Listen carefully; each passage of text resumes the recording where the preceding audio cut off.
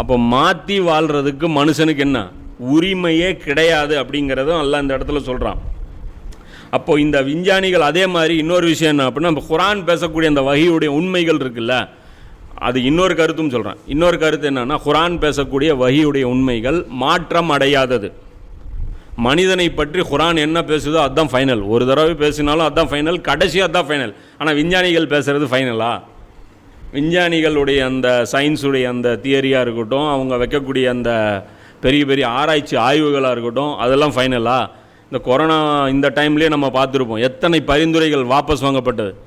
First என்ன சொன்னாங்க, இது பயன் அளிக்கும்னாங்க, அது பயன் தராதுன்னாங்க. ஃபஸ்ட்டு என்ன சொன்னாங்க, 14 நாள் தான் மொத்தமாகவே இருக்குன்னாங்க. அப்புறம் என்னன்னாங்க, மாற்றிட்டாங்க. அப்புறம் என்னன்னாங்க, வருஷ கணக்கில் இருக்குன்னாங்க, வேவ் வருன்னாங்க, சோஷியல் டிஸ்டன்ஸ் பயன் அளிக்கும்னாங்க, பயன் அளிக்காதுன்றாங்க. என்ன இந்த ஊசி வந்தால் தடுப்பு மருந்து போட்டால் வராதுன்னாங்க, அப்புறம் வருன்னாங்க. அப்புறம் என்னன்னாங்க, இந்த ஊசிக்கு வரும், இந்த ஊசிக்கு வராதுன்னாங்க.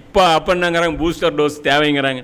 இப்போ இந்த உண்மைகள் விஞ்ஞானிகள் பேசுகிறது பார்த்திங்கன்னா மாற்றம் அடைஞ்சிட்டே இருக்கும். குரான் பேசக்கூடியது ஃபிக்ஸடு, அதில் எந்த ஒரு டவுட்டும் கிடையாது. அது ஃபைனலாக இறுதி கருத்தை தரக்கூடிய அந்த விஷயம். இப்போ இதில் அல்லாஹ் என்ன சொல்கிறான், திலாவத்து செய்யுங்க அப்படிங்கிற அந்த வார்த்தையை சொல்கிறான். வத்துலு அப்படிங்கிறான், திலாவத்துங்கிற அந்த வார்த்தையை அல்லாஹ் பயன்படுத்துகிறான்.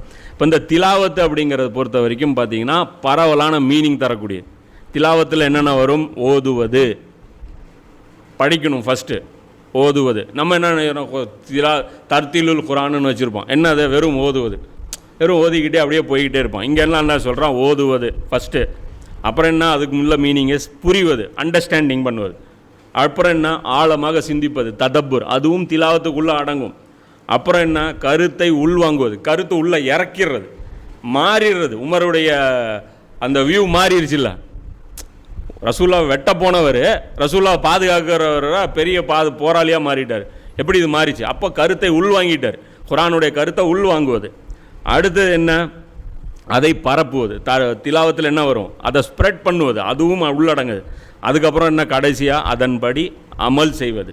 இப்போ இது எல்லாத்தையும் உள்ளடக்கி அந்த வார்த்தை என்ன, திலாவத்து. அப்போ அந்த திலாவத்துங்கிற அந்த வார்த்தை எல்லாம் இந்த இடத்துல சொல்கிறான். வஹியை நீங்கள் மட்டும் படிச்சுக்கிட்டு ஓரமாக உட்காந்துக்குங்க, வஹியுடைய செய்தியை உள்வாங்குங்க, புரிஞ்சுக்கோங்க, அதை பரப்புங்க, அதை மக்கள் மத்தியில் தாவா செய்யுங்க, அதன்படி அமல் செய்வதற்கு முயற்சி செய்யுங்க. வஹியுடைய அமல் வடிவம், உச்சக்கட்ட வடிவம் என்ன, தீனை மேலோங்க வைப்பது.